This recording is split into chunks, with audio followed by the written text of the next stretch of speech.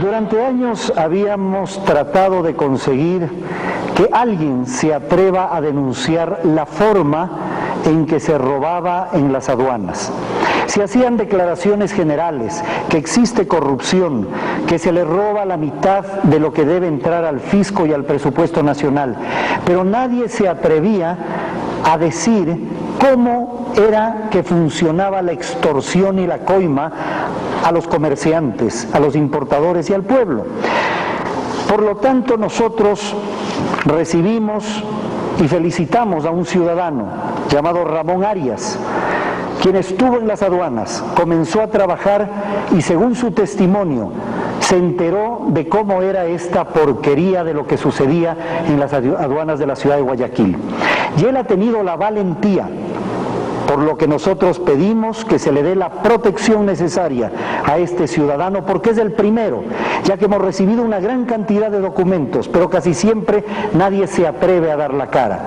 El señor que va a salir a continuación nos va a contar cómo en un container, es decir, en la gran caja, donde vienen aproximadamente unos 400 o 600 artefactos domésticos, en este caso que él va a contar de la línea blanca, se exigía un pago de 45 millones de sucres, 20 iban al fisco, es decir, 20 eran los impuestos que entraban al presupuesto nacional y los 25 millones restantes eran la coima, que le llamaban para los importadores.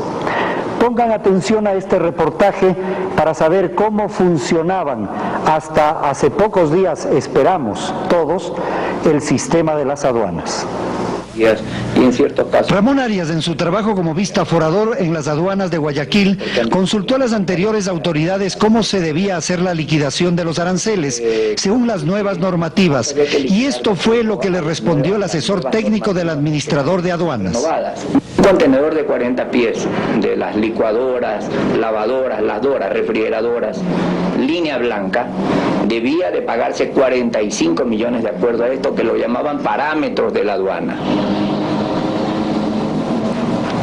Al ver en una columna veo que dice fisco y en la otra que dice importadores. Y le pedí una explicación qué significaba fisco y qué significaba importadores.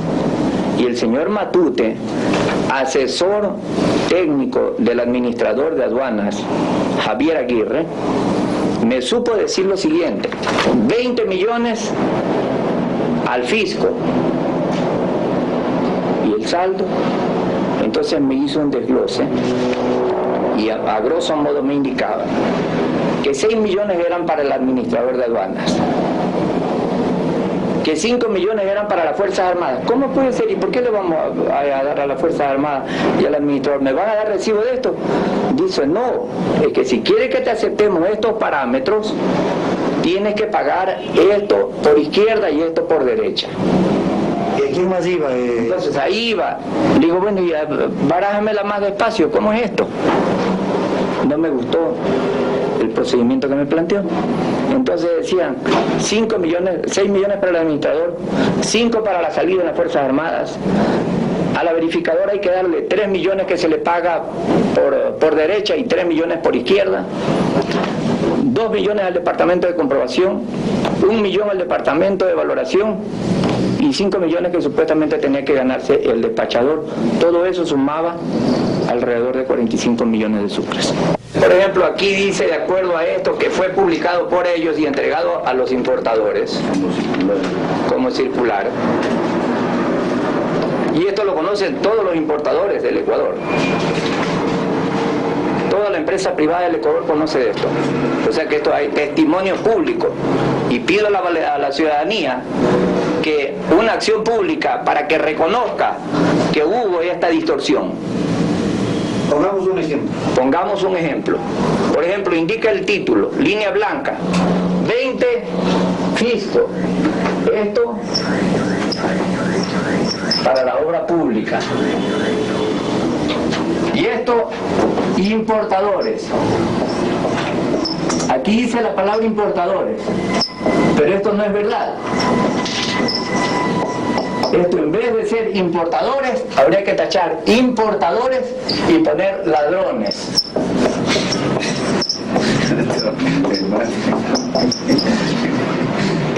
es la forma directa.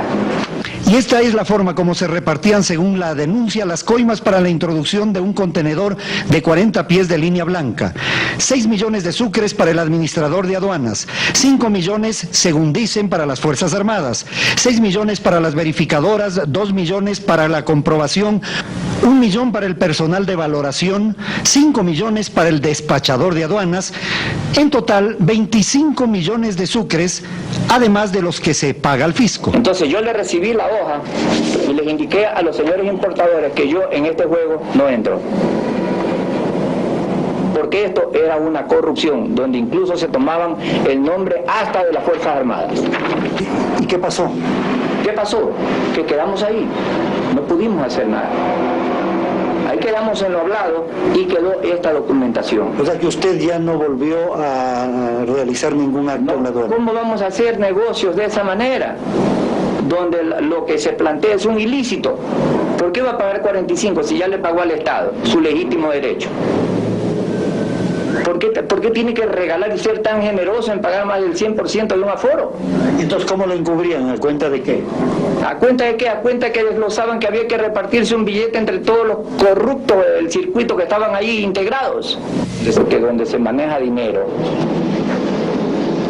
es como en el mar, cuando hay sangre, saltan los tiburones. Y el proceso aduanero es un proceso que debe estar sometido a la depuración de la conciencia cívica nacional. Decía con mucha verdad el doctor Velasco, la crisis del Ecuador es una crisis moral. Y definitivamente, si no nos cimentamos en los fundamentos de moral, esta sociedad va a ser no solo inmoral, sino amoral. Y nosotros tenemos que propugnar la reivindicación de los principios fundamentales mediante los cuales fuimos educados por nuestros padres. Esta es una denuncia más de las muchas que ya existen, esta con persona, nombre y apellido. Los jueces deben actuar urgentemente. La Comisión de Lucha contra la Corrupción tiene que posesionarse lo antes posible. El señor presidente de la Corte Suprema de Justicia debe actuar. El fiscal, así no sea el titular, el que está ahora, debe hacer algo para detener a las personas que no sigan huyendo del país con acusaciones tan graves como las que tenemos. Les habíamos dicho